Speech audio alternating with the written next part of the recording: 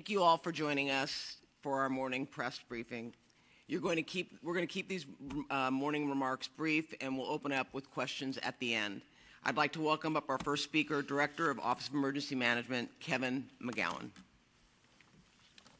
Thank you, Supervisor, for the introduction. I'd like to share some important announcements about the county's emergency alert system and the progress that we've made with our partners in addressing the alerts that have been going out in error.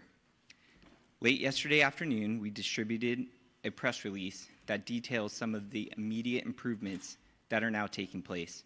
Copies of this press release are available at the front of the room.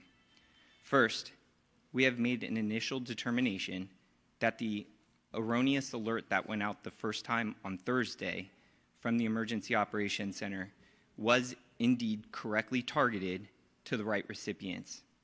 We believe that the problem occurred in the software system that accidentally blasted this alert countywide rather than to the targeted recipients who needed to get the information to safely prepare to evacuate. As we drill down with our vendor to establish the root cause and apply corrective measures, we are taking the immediate step of changing our alert and notification system to partner with the California Governor's Office of Emergency Services and the State Alert and Warning Center. The county's Emergency Operations Center is already tied in with the state's Operations Center and can actively issue emergency notifications in coordination with the state utilizing the state system. Second, on the issue of the echo alerts that continued to go out countywide yesterday after the first erroneous alert was corrected, we've been working tirelessly with FEMA, the FCC, the state, and our region's telecommunications providers, and we've made the preliminary determination that the echo alerts happened as cell towers came back online after they were knocked offline due to this disaster. The outdated alerts were cached in the system, and as they came back online, started being released to the public. We are very grateful to our federal and state partners who are working with the cell phone providers to make sure that all of these outdated alerts are flushed from the cell phone towers so that this ceases. We believe this process is largely complete, and we are working with our federal partners and the providers to ensure that there is not a reoccurrence of the alerts going out in error. This has been frustrating, unacceptable, and the public is in the most need of accurate information, and we are moving forward rapidly to reestablish that. Finally, the press release spells out some of the immediate improvements that we are concurrently making to establish a more robust, multi-layered notification system. We're enhancing 211 call network to respond to the public's urgent need for information. Technology, it can be great. These emergency alerts helped us evacuate hundreds of thousands of people in immediate life safety measures. We've undoubtedly saved lives. But the last couple of days have also reminded us that technology is vulnerable to the impacts of a disaster, especially unprecedented ones. So I will close by reminding everyone in the public, please, for your safety, the safety of your family and friends, to receive emergency alerts, you can sign up for our local program, which will be utilized by the state by going to Alert LA County. These are customized alerts. They are different than the wireless emergency alert. When you sign up, you can put landlines, your cell phone, you could receive text and email messages. Go to lacounty.gov/emergency to sign up for Alert LA County. With that, I thank you, and I'll introduce Fire Chief Anthony Maroney. So good morning. I will be providing an Eaton Fire update. The fire is now estimated to be 14,117 acres with 15% containment, with over 7,000 structures damaged or destroyed. We have 2,832 personnel assigned to the incident, and it is static at this time. Elevated to critical fire weather conditions are predicted to continue through Wednesday. Moderate to locally strong Santa Ana winds will affect Los Angeles County, and today, tomorrow, and then again on Monday through Wednesday. LA County Fire will be prepared. These winds, combined with dry air and dry vegetation, will keep the fire threat in Los Angeles County high. I would like to take this moment to express my gratitude to Board Chair Supervisor Catherine Barger, along with Supervisor Horvath, but also to all of the boards of supervisors for their support of my personnel on my department and me as a department head and fire chief. To our first responders battling these wildfires from the air and ground, we recognize and commend their tireless dedication in protecting residents and properties.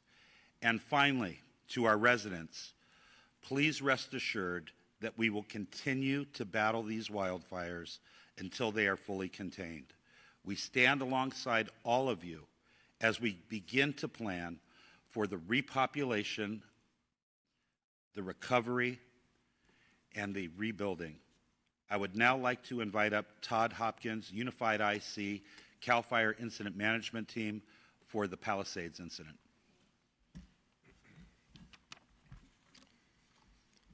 Good morning. The Palisade incident is now at 21,596 acres and 11% contained. It is being in unified command with CAL FIRE Incident Management Team 2 coordinating the efforts. Ground crews and aerial assets worked through the night in the Mandeville Canyon area, creating containment lines and protecting structures, continuing a full suppression effort. Approximately 100 engines were surged into that area for direct suppression efforts and for structure defense. 6 night flying helicopters were utilized all night, and additional night flying resources were also ordered. It was an approximate 1,000 acres in growth last night in the Mandeville Canyon area. Early estimates from an aerial reconnaissance indicate approximately 5,316 structures have been destroyed. And please, what I want you to remember is that structures does not mean homes. Structures can be homes, outbuildings, RVs, automobiles, or other types of things like sheds or outbuildings. Damage inspection teams have been in the field surveying properties. As of this morning, it's confirmed 426 homes have been destroyed. We still have over 105,000 citizens that have been evacuated. There is a fire weather watch being issued for the next 72 hours.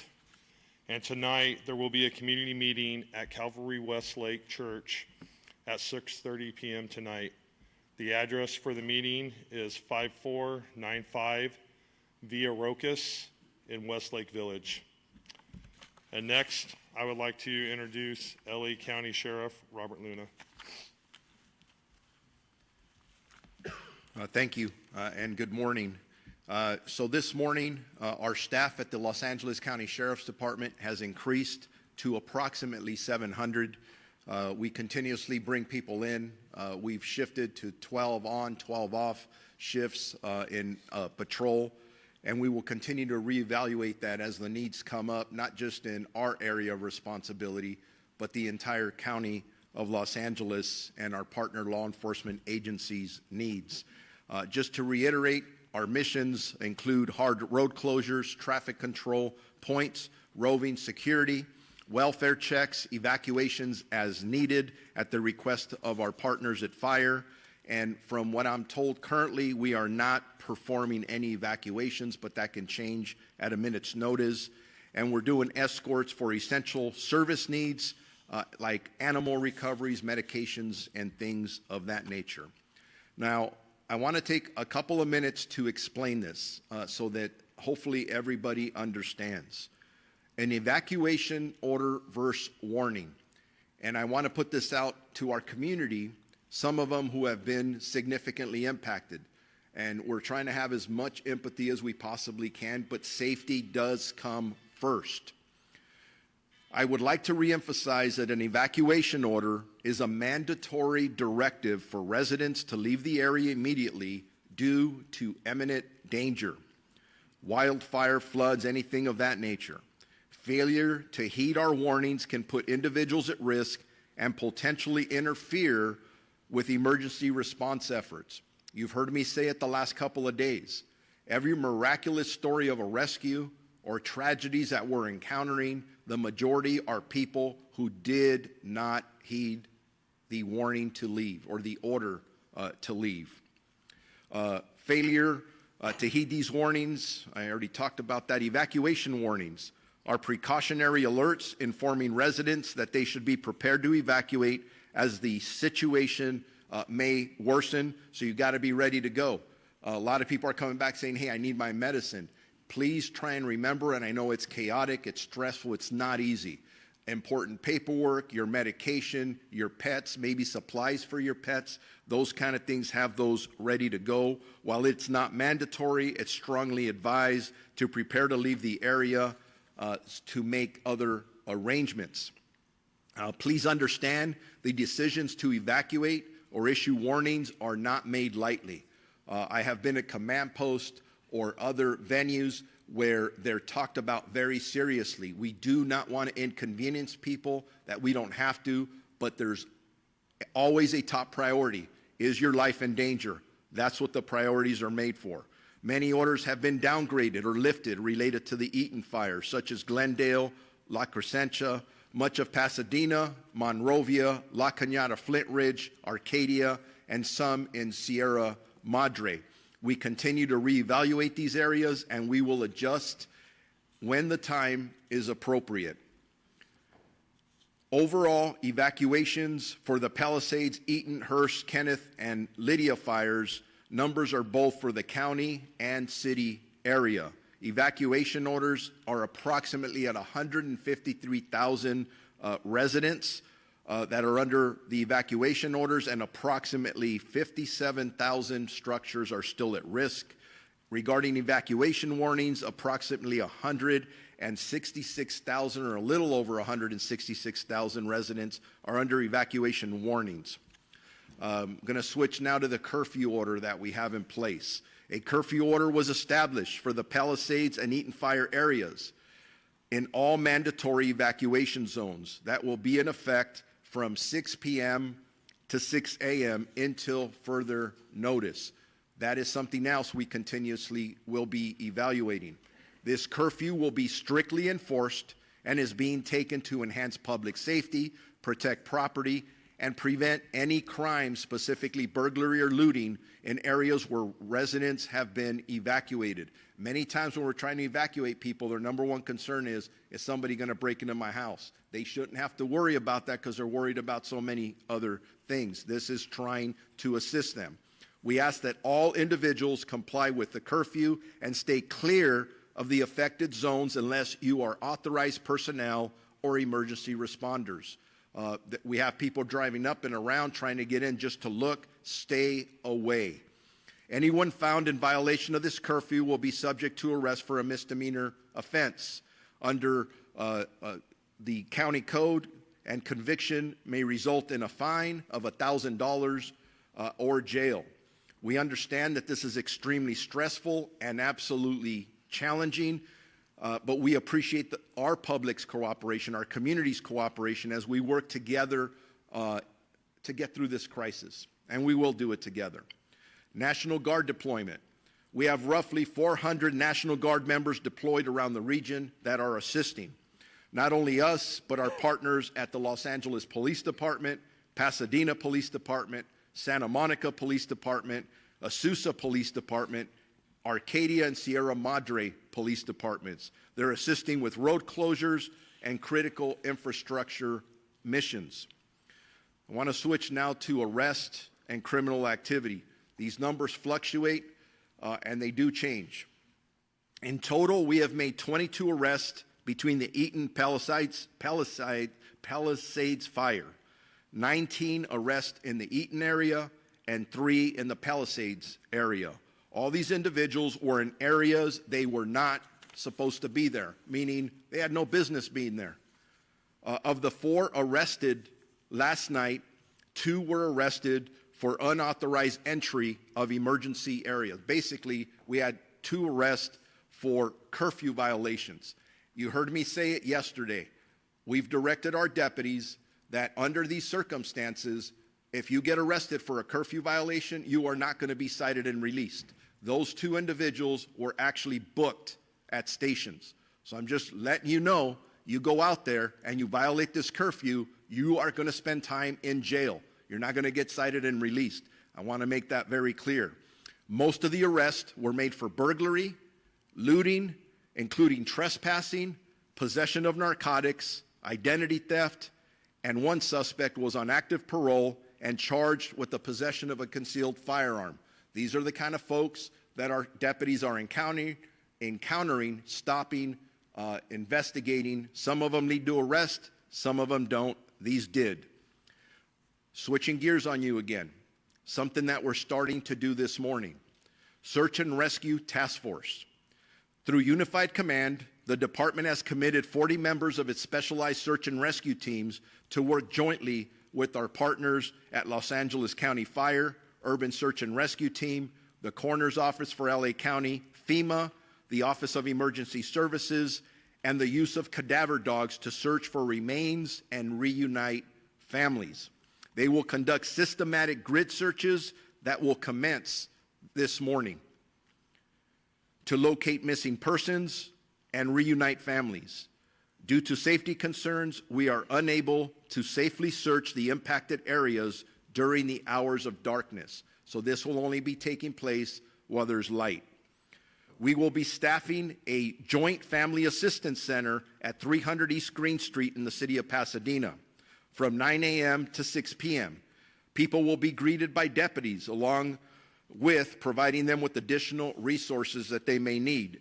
If our residents need to take a missing report, our deputies will do that at that point. I encourage you, if you believe somebody's missing, go there, talk to the deputies. We will assist you in any which way that we can.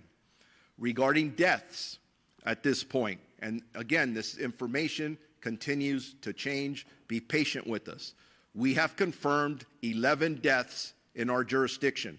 Again, that does not include LAPD and Pasadena. This is just LA County Sheriff's area of responsibility. 8 in the Eaton Fire and 3 in the Palisades County area.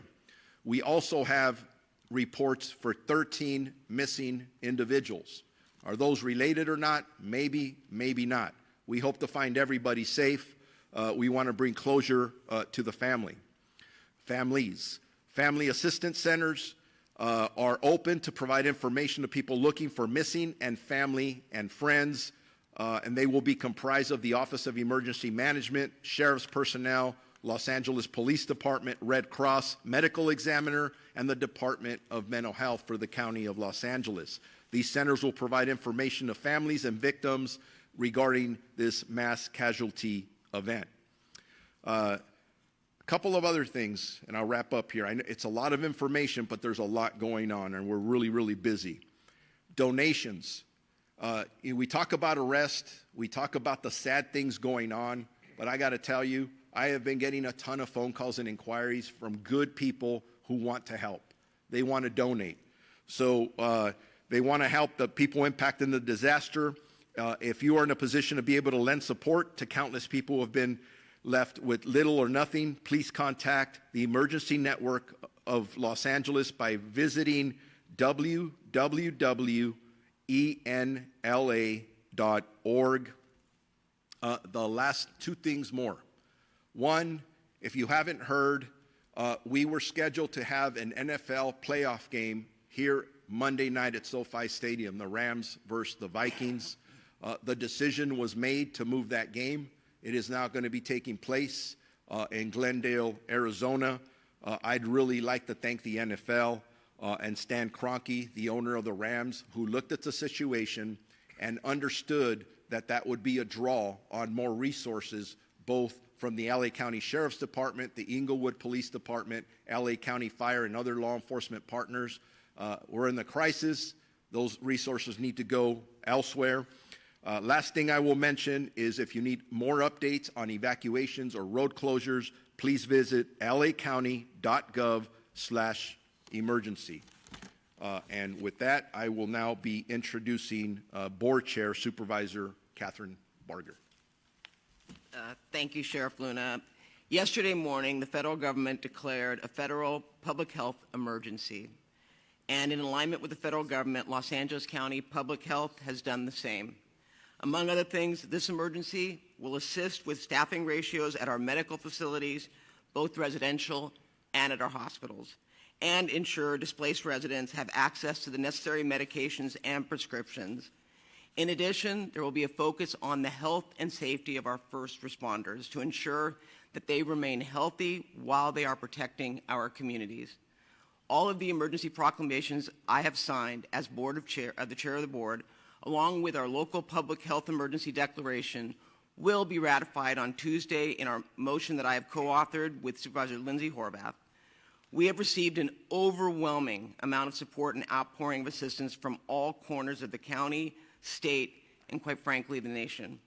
It is paramount that we appropriately harness and utilize these resources to maximize the benefit to the impacted residents to address their most immediate needs. And let me go off script for a minute.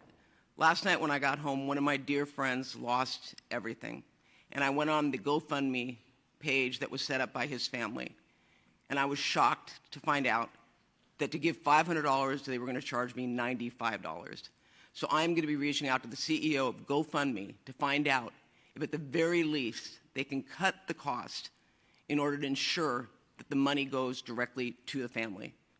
I think it's important for us to recognize that I know it's a company and they deserve to be able to pay for their overhead, but at the same time, we are in a crisis. These families are suffering.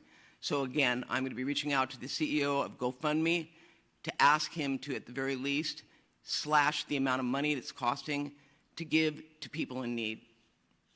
To that end, with the fact that we are looking at how to best harness and utilize these resources, a motion which is going to be co-authored with Supervisor Horvath is going to include a directive to our Chief Executive Officer to immediately work on the development, oversight, and draft parameters of a fund to be managed by a third-party fiscal sponsor to provide flexible spending that supports the most impacted individuals in the communities that have been devastated by these fires. On that note, I also want to take a moment to emphasize to our constituents that we will be here during the recovery process every step of the way. I've talked to people that want to know when they can begin to rebuild. I'm directing our county departments to set up local assistance centers for residents who've lost their homes. These will be one-stop shops for resources on the ground and in the community. We are here for you, and we will be here for you throughout the entire time it takes to restore our neighborhoods impacted by the fires. We are going to rebuild LA, and we're going to rebuild it in a timely fashion. Lastly, I want to mention an important resource for those who've been displaced and in need to begin the claims process. All our LA County libraries and their staff are available for displaced residents to use computers and internet access to complete the FEMA and assessor claim forms. We have also engaged the assessor to provide a warm line for the library to get questions quickly answered and resolved for residents. I continue to work with FEMA to address the problem that has occurred when people apply and they check the box that says they have insurance. Their claim is automatically denied. FEMA is aware of this glitch and is working to correct it. As soon as we get an update, I promise you we will provide that information. But I encourage everyone to go to any one of our libraries or go online if you have access to a computer to begin the claims process with FEMA. And if you have any issues, be patient. We are working day and night to make sure that we get you the answers. With that, I would like to turn it over to my colleague, Supervisor Lindsay Horvath. Thank you, Madam Chair. I really appreciate your strong, clear, and resolute leadership in this time of crisis. I know that people are concerned, and the united partnership of everyone standing here this morning is essential to ensuring that everyone remains safe and that we are able to move forward towards recovery in a united fashion. LA County had another night of unimaginable terror and heartbreak, and even more Angelenos evacuated due to the northeast expansion of the Palisades fire. I want to thank all of you who have and are swiftly evacuating. Your cooperation is essential to keeping you, your loved ones, and our first responders safe. The evacuation order from last night includes Sunset Boulevard north to Encino Reservoir, from the 405 freeway west to Mandeville Canyon. The evacuation warning area is the south border is Sunset Boulevard east, Bellagio Road, Roscomare Road, north Mulholland Drive, and west 405 freeway.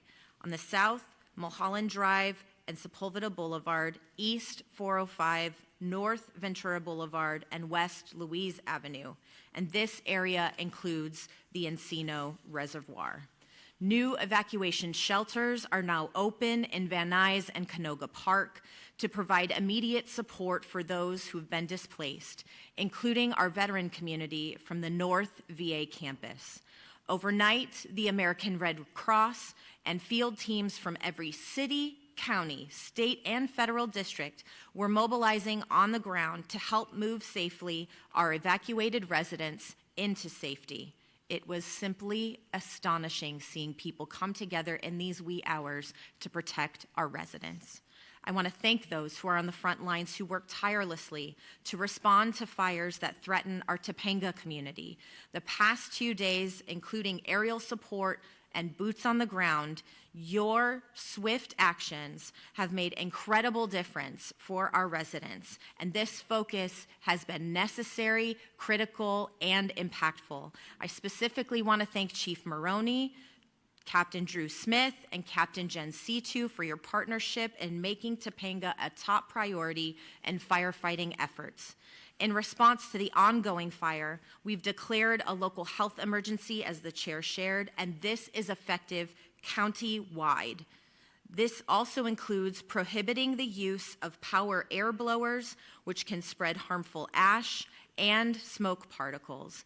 And the motions that Supervisor Barger indicated also include a funding program for those impacted. We know that while we are fighting on the immediate term, we also know longer term we have to start getting those systems in place. We are hearing the concern from our residents that we won't be able to move swiftly, so we are working in a coordinated fashion to ensure the systems that need to deliver for our residents are working together, and that we are securing the resources to swiftly get them to our residents.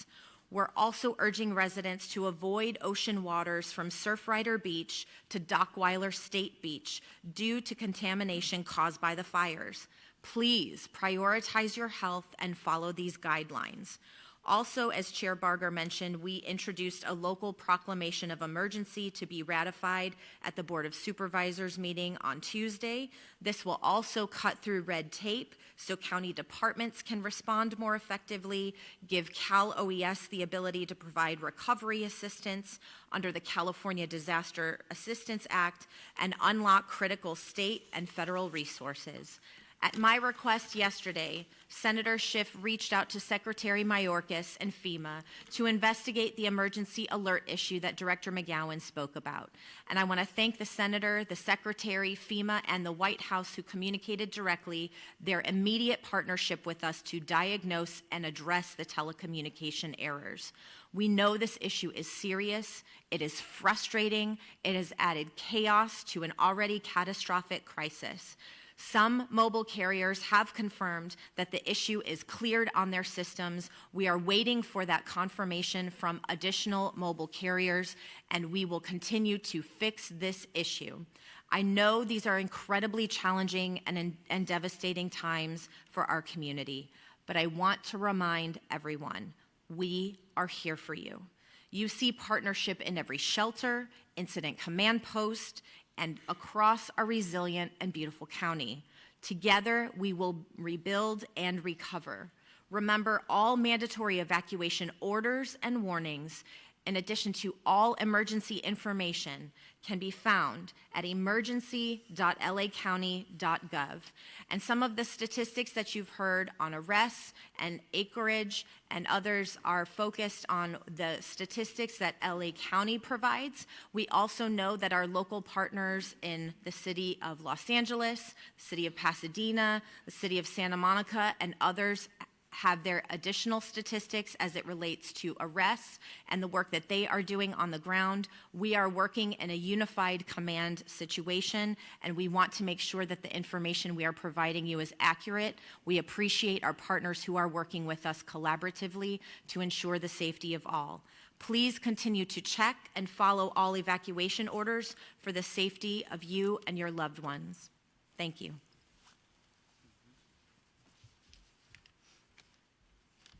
Thank you. We also want to recognize a few individuals that have joined us at today's press conference.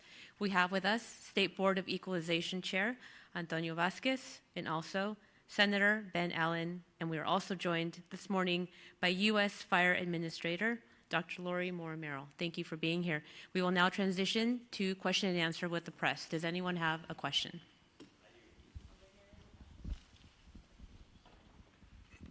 And sorry, this is for the sheriff. Can I just take this so it's on camera? Okay, thank you. Some communities that have been closed off, such as Altadena, are letting residents back in to collect important items from what remains of their homes. They were told that they'd need to present important paperwork to get back in, but some residents we've spoken to say that they lost those documents in the fire. What should those residents do to get back to their homes? Well, number one, I feel for anybody who was impacted by this event. So I would recommend that they go to the Family Assistance Center that we've set up. I can give more information at the end about the location. I think I gave the address sooner, but please go there, engage our employees, and I can assure you we will do everything we can to assist them with their critical needs. But I do want to repeat something. I know people are frustrated. Any of us would be frustrated if you want to get back to your own home. When we say you can't do this, it is based on their safety and the safety of others trying to get in and out. So be patient with us. As soon as we can get people safely back in, it will be a top priority for us. Thank you for the question. Right here in the middle. And please, when you're asking your question, if you can state your name and which media outlet you're with. Simon Bowie, CBS Network News. A couple of questions. In the days in advance of the catastrophe on Tuesday, the event was described as a potentially life-threatening event with catastrophic potential outcomes. I'm curious to know if there were any efforts taken on behalf of county officials, especially considering what's happened to Altadena, in advance of the event to request assistance from other municipalities throughout the state or other states in general to send fire apparatus to us. And was that done? And then I have a follow-up question. Yeah, thank you for your question. So yes, I've communicated at the previous press conferences the actions that the LA County Fire Department took in advance and during this fire siege. We did communicate with state agencies. We did communicate with our region partners. We communicated with the LA County Fire Departments. We did upstaff the department. We did pre-position resources. As a matter of fact, on Tuesday morning, the 7th, prior to 7 a.m., I gave permission to hold over the off-going shift of the County of Los Angeles Fire Department. Every day we staff 900 firefighters throughout our communities out of 176 fire stations. And at 7 a.m. or thereabouts, we held over the off-going shift, and we now had a firefighting force of 1,800 firefighters. We staffed all available reserve apparatus prior to the start of the Palisades fire. I did everything in my power to make sure that we had enough personnel and resources before the first fire started. I alerted my board via memo regarding the situation prior, and on Wednesday, I recalled all LA County firefighters back to work. Not only 2 shifts, all 3 shifts. I was the one that made the call to the State Office of Emergency Services. I requested 250 additional engine companies consisting of 1,000 personnel.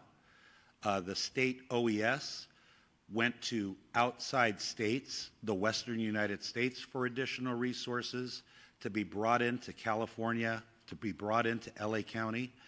We have national and international firefighters, Mexico, Canada, all of our surrounding states are here right now fighting this fire.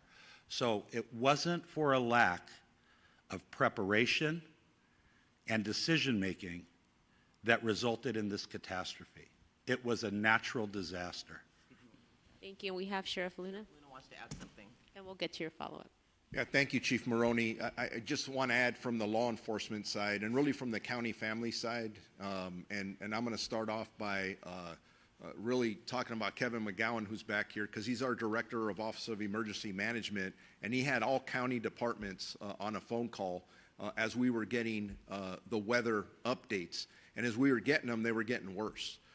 So obviously, we did everything we could to plan for the worst.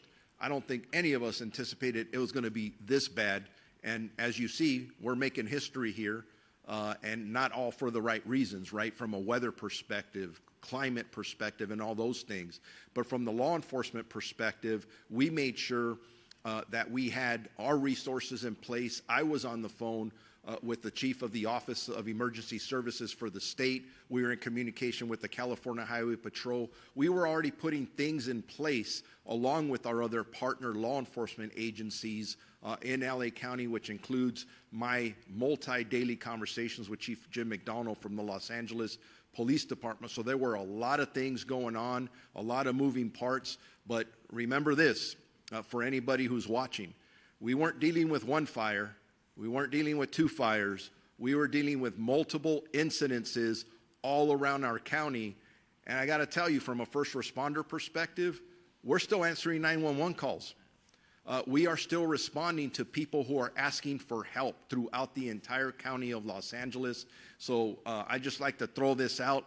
And you're going to ask tough questions. We need to answer those tough questions. But man, I'm telling you, I am so proud, and I could speak from the policing side of it, our deputy sheriffs, because most of them haven't had a day off.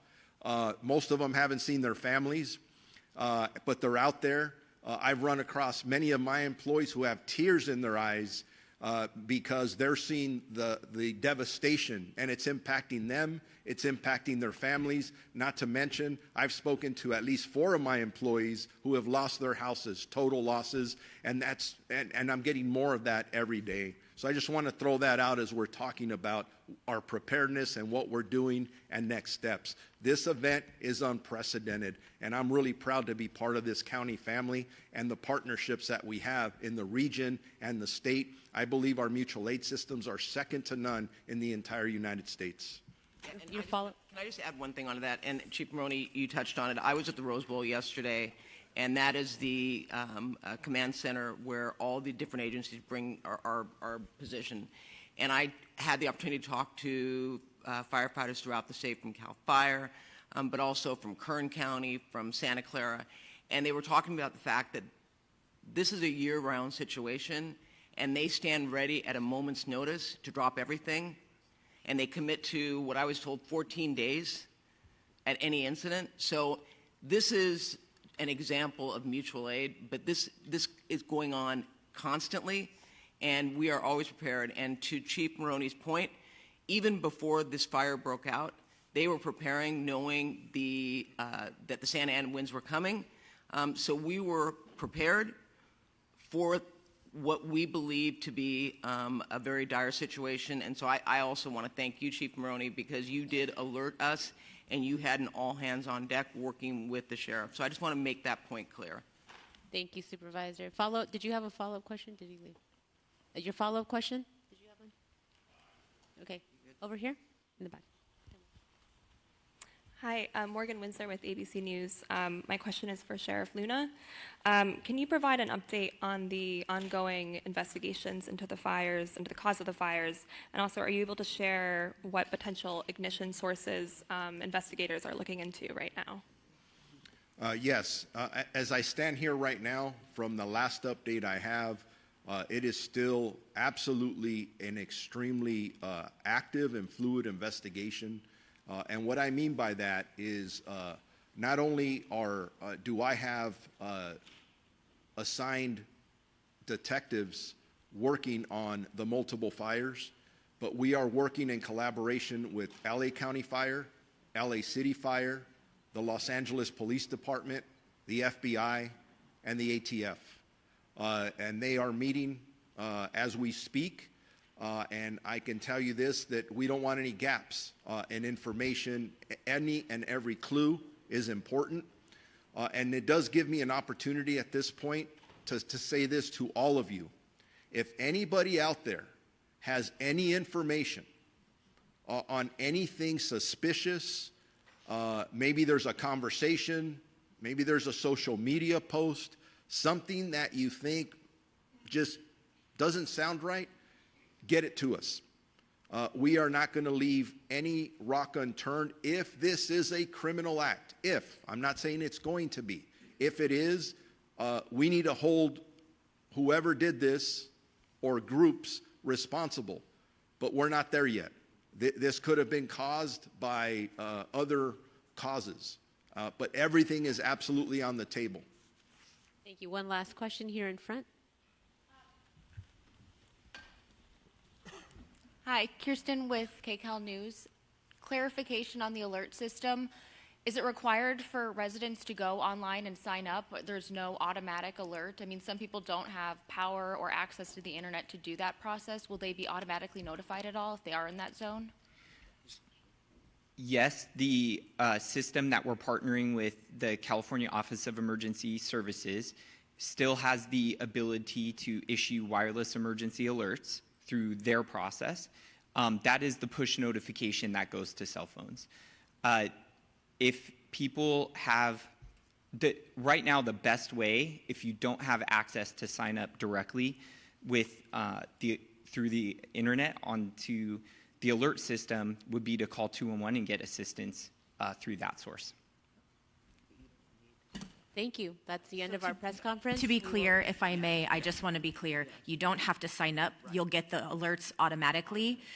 Anything that you want in addition, I think what Director McGowan is saying is any clarification that people need, you can go online. If you can't go online, you can call 211, but the alerts are automatically being sent. And you also can't unsubscribe, which is, I know, been frustrating for people too. They want to shut the alerts off as they've been disturbing through that repetitive process. Yeah. Thank you for that. Thank you for joining us today. It's the end of our press conference. See you tomorrow at 0800.